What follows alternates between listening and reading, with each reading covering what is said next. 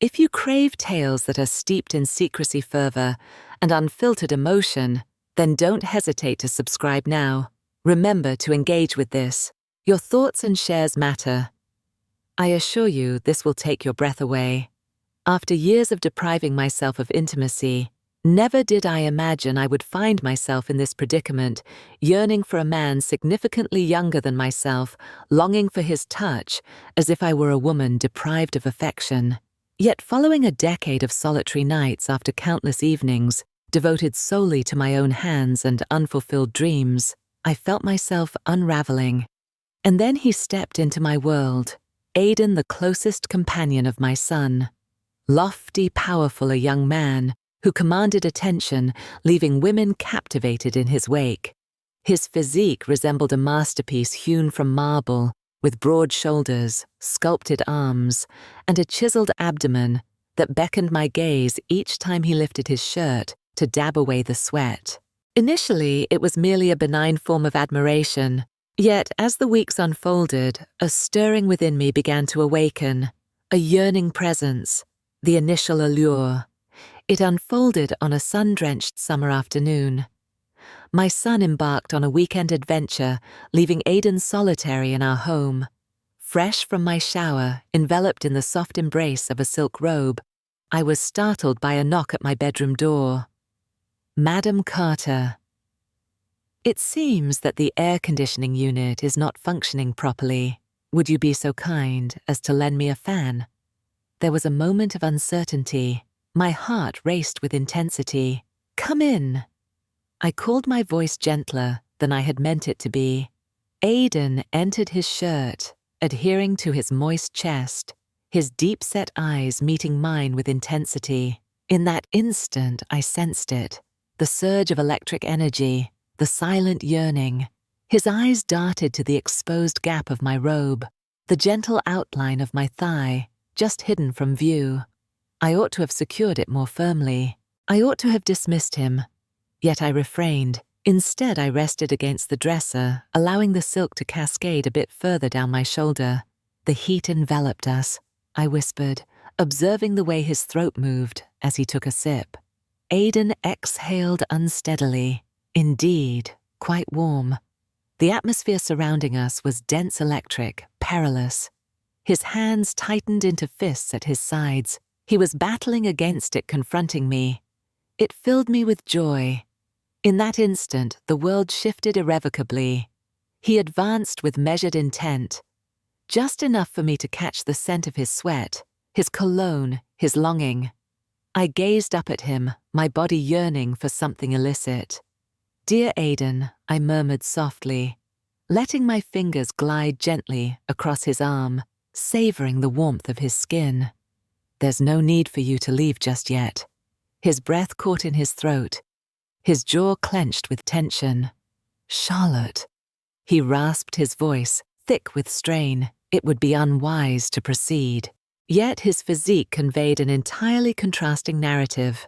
As I leaned in my lips mere inches from his, I realized this was a moment irrevocably etched in time. The temperature is set to rise even further, the threshold beyond which there is no turning back. Aidan's breath came in labored gasps, his chest heaving as if he were engaged in a fierce battle within. Charlotte. His voice was raspy, his fingers trembling, as if yearning to reach out to me, yet he restrained himself. The pause stirred a thrill within me. I inched nearer the delicate fabric of my silk robe, cascading down, revealing the soft contour of my exposed shoulder. Say my name, I whispered, my lips tantalizingly close to his. His jaw tightened, his eyes burned with a deep intensity, smoldering with an insatiable desire. Claire, he finally exhaled. That was the moment. That was the defining moment. I extended my hand, gliding my fingers over the taut contours of his abdomen, sensing the tautness that lay beneath my fingertips. His body burned with an intense flame. He inhaled sharply, his muscles tensing beneath my touch. I felt his words falter in his throat as I drew a deliberate, tantalizing line down his chest. Dear Aidan, I whispered softly, tilting my head slightly. Are you interested in this? His hands formed tight fists at his sides, his body rigid as if he were restraining himself. Yet, in an instant, his resolve crumbled. With a low growl, his hands encircled my waist, drawing me closer to his firm, powerful frame. The warmth of his presence enveloped me, dissolving my defenses. My heart pounded within my chest as his lips lingered just inches from mine, his breath warm, his body tense with unyielding control. For what felt like an eternity, I've yearned for you, he confessed, his voice heavy with desire. I inhaled sharply as his fingers finally made contact, truly making contact with me. He brushed past the edge of my robe, his hand lingering at my waist with unspoken intent, his hold strong, commanding. Aiden. My voice emerged as a desperate whisper. At last his lips met mine, in a fervent collision. The kiss was fervent, urgent, wild. I wove my fingers through his lush, dark locks, drawing him nearer, melding my form against his. His embrace was intense, like someone desperate not to lose what they'd just found, of every inch, as if he had been yearning for this moment. I sighed softly against his lips, leaning into him, craving more, his breath caught in his throat. This is not something we ought to be engaging in. Yet his hands in defiance continued their relentless motion. Nor did I. For the first time in a decade of solitude, I truly felt a spark of life within me. The dawn that followed. At least that was my assumption. I awoke, gasping for air, my skin alive with the lingering sensation of his caress. The essence of him remained on my lips, my body yearning for more. Yet, as I extended my limbs, yearning for the embrace of the man who had ignited my very essence, it dawned on me that the bed lay vacant. Aiden had vanished. For a fleeting moment, I found myself lying there, my heart racing as I relived each tantalizing second of the previous night. His hands roamed over me with a fervor that spoke of longing. His lips captured mine with an intensity that felt almost sacred, as if he had been yearning for this moment for an eternity. Yet, as the morning light broke, the weight of reality descended upon me. What had we accomplished? The allure of the forbidden beckons once more. Just as I was on the verge of leaving the warmth of my bed, a sound pierced the stillness. My breath hitched. Echoes of footsteps. Suddenly the bedroom door let out a soft creak as it swung open. Aiden stood before me, bare-chested beads of sweat shimmering on his sculpted torso, his deep-set eyes fixed intently on mine. I went for a run, he said, his voice a low, husky murmur. I found it essential to clear my mind. I swallowed warmth gathering within me at the sight of his formidable physique. Was it successful? I inquired, my tone gentler than I had meant it to be. He let out a sharp breath as he stepped inside, shutting the door firmly behind him. Negative. Before I could even process what was happening, he was upon me once more, his hands firmly clasping my waist, his lips colliding with mine in a fervent embrace. Falling into chaos, I gasped as he held me against the wall, his form melding with mine, the fervor between us flaring up once again. I can't stop thinking about you, he confessed, his breath warm against my skin. Assure me that you harbor no regrets, remorse. I found myself wishing I had embarked on this journey much earlier. My fingers glided along the firm contours of his chest, while my lips playfully brushed against his jaw. I harbor no regrets for even a fleeting moment. His hold grew firmer, yet his mastery began to wane. Excellent, for I have not finished with you just yet. And just like that, we surrendered once more, this time, without a trace of hesitation. His kiss ignited a blaze. His hands, both calloused and gentle, gripped my hips as he pushed me against the wall, his body melding with mine in a fervor that echoed my own longing. I could sense every heartbeat of him. His tension was palpable, every breath between us, thick with unsaid desire. Tell me to stop, he rasped against my lips, his voice raw and trembling. Yet I refrained. Instead, I wove my fingers through his hair, drawing him nearer my tongue. gliding against his in a languorous, tantalizing rhythm. His groan resonated within me, eliciting a shiver that danced along my spine. Claire. The sound of my name on his lips was both a supplication and a malediction. I guided him to my bedroom, my heartbeat echoing in my ears. As the door clicked shut, his hands roamed freely, stripping away my garments, exploring the contours I had long hidden from the gaze of others. However, Aiden, he revered me. "You're incredibly beautiful, asterisk." He inhaled deeply, his lips gliding along my neck, brushing against my collarbone, descending further. I inhaled sharply as he enveloped me, my spine curving off the bed. His touch awakened something long, buried, something no one had stirred in years. Aiden's stare. I gasped, my fingers clutching the fabric of the sheets. He persisted relentlessly, not until I found myself trembling, pleading my thighs, quaking around his shoulders. With a mischievous smile, he at last provided me with what I craved, enveloping me entirely so flawlessly that I cried out his name into the shadows. We intertwined in a whirlwind of urgency, the bed groaning under the weight of our fervor. Each moment between us was layered with unspoken truths, every breath charged with risk. As I shattered beneath him, and he trailed behind me into the abyss, with a low groan, understanding washed over me. Retreat was not an option. Dialogue bubble. What do you suppose unfolds next? Asterisk. Asterisk. Will their secret be unveiled? Asterisk. Are they able to resist the urge to touch one another? Asterisk. Will guilt ultimately drive them asunder? Asterisk. Share your predictions in the comments below. And remember to like, subscribe, and activate notifications for more tantalizing tales.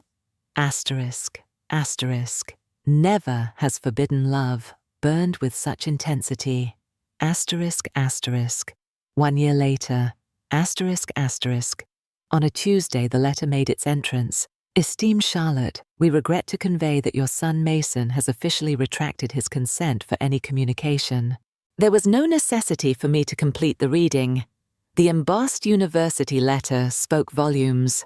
My fingers quivered as I placed the paper on the kitchen counter, the very counter where Aiden had first kissed me, where we had crossed a line that could never be uncrossed. A gentle hand rested upon my shoulder. Greetings. Aiden's voice had taken on a deeper, more assured quality. The boy I had once adored had transformed into a man during these fleeting months. Are you all right?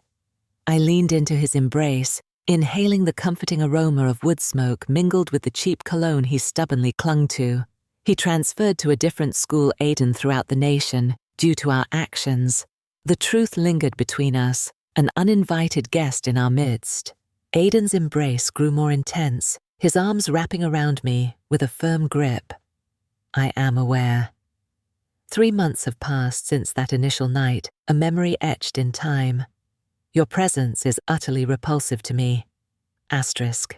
Mason's voice broke, reminiscent of a time when he was just 15, not yet 19.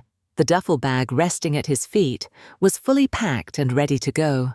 Is asterisk my closest companion? Really, Mom? Asterisk. I had extended my hand towards him.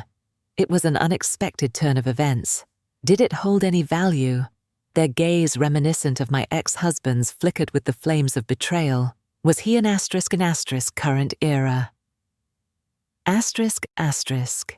Aiden leaned in his forehead, resting gently against mine. We might consider making contact. Give it another shot. I examined the man who had both shattered and reconstructed my very being, the creases of joy framing his eyes, a testament to our clandestine weekends by the water's edge, the mark on his collarbone, a remnant of our reckless escapades in the kitchen.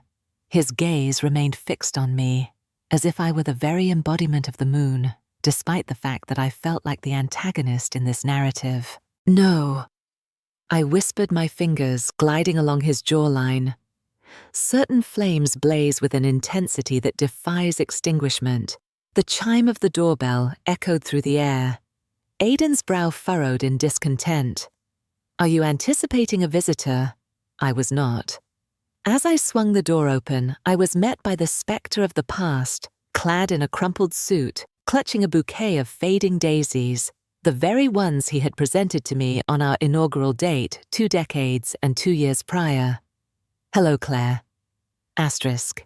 The smile of my ex-husband carried a hint of uncertainty. A moving van lingered at the curb, its engine softly humming in the background. Aidan's presence hovered behind me, an unspoken tempest. I could sense his tension, without needing to glance back the way his fingers had clenched into tight fists. A single man embodied the existence I had forfeited the alternative, the existence I had embraced. As the autumn leaves danced in the gentle breeze along the tranquil suburban street, a realization dawned upon me. This was not the conclusion. It was a moment of reckoning. Dialogue bubble whom shall Claire select, Aidan? A fervent desire, a scandalous affair, a love that ignites fiercely, yet threatens to consume her. Asterisk. Her former partner, a sense of security, the act of letting go an opportunity to restore her family. A footnote. She chose to distance herself from both. Half a year after the flames consumed it all, asterisk. The atmosphere in the courtroom was thick with the scent of old coffee and lingering remorse. I tugged at the collar of my blouse, feeling its constriction mirror the tightness of my circumstances lately, as my lawyer pushed a document toward me across the table. Full custody to Mason's father, she murmured with a hint of resignation. Supervised visitation was the only arrangement for asterisk. My ex-husband sat across the aisle, deliberately avoiding my gaze. Beside him, our son, my precious little one, gazed at the wall as if I had already become a spectre. And what of Aidan? Aidan was absent. In a moment suspended in time, the night unraveled and everything shattered into fragments. You were aware this would come to pass. Asterisk. I had shouted at him, flinging the framed picture of Mason's high school graduation across the room. It splintered against the wall, narrowly missing Aidan's head. You are so self-centered and thoughtless. My heart is yours. Asterisk. His roar reverberated through the windows. Asterisk. Was that meant to be a hidden truth? Asterisk. Current era. Asterisk. The judge's gavel struck with the force of a gunshot. The case has been dismissed. Asterisk. I stepped out of the courthouse and into a torrential downpour, the October wind lashing at my hair as if it were a form of retribution. It was then that I caught sight of him casually propped against his truck in that infuriating leather jacket, appearing far more weathered than his mere 22 years would suggest. Claire. Asterisk. Raindrops cascaded down his stubble jaw. I felt an irresistible urge to taste it. I felt an overwhelming urge to strike him. This is not the place for you. Asterisk. My voice resonated with an eerie stillness. Aidan propelled himself away from the truck, his boots sending sprays of water into the air as they struck the puddles. Asterisk. I have been accepted into firefighter training within the bounds of Colorado. Asterisk. A laugh erupted, wild and fragmented. Asterisk. Is this truly farewell? Asterisk. Join me on this journey. His hands like asterisks framed my face, callous thumbs smudging rain and mascara. Asterisk. Curse this town. Forget the past. Only we embarking on a new beginning. Asterisk. I shut my eyes. Beheld Mason's visage at the tender age of 8, adorned with the remnants of popsicle sweetness. Witness the moment Aidan smiled as he entered my world for the first time. Beheld the vacant wine bottles and solitary beds that await me in the days to come. Upon opening them, I arrived at my decision. 1 year later, Rocky Mountain sunrise. Asterisk. At the witching hour of 3 a.m., the firehouse alarm pierces the stillness with its shrill cry. I turn in our borrowed bed, observing Aidan's struggle to put on his gear with a certain lack of finesse. He halts at the threshold as he always does, and plants a tender kiss on the gentle swell of my pregnant belly. "Love you both," Asterisk whispers softly. Through the window, the inaugural snowflakes of winter start their delicate descent. In a distant place to the east, a son may find it impossible to forgive his mother. In the midst of this untamed existence, the phone may remain silent, never delivering the apology I yearn for. Yet in this place, here flames dance and flicker. In this place, tranquility reigns.